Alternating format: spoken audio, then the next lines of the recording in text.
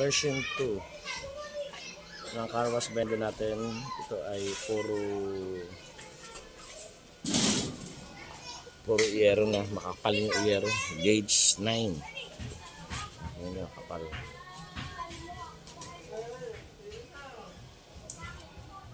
So dalawang iyero ang nagamit, hindi pa nalagyan yung likod.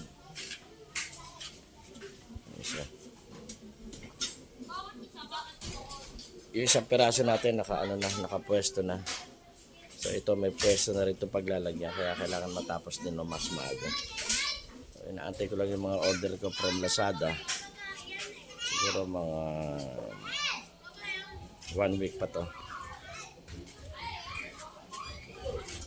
Ito yung mga motor natin. Ito isa. Medyo magulo sa shop. Ito yung box niya. Okay na siya, kompleto na. Buksan natin.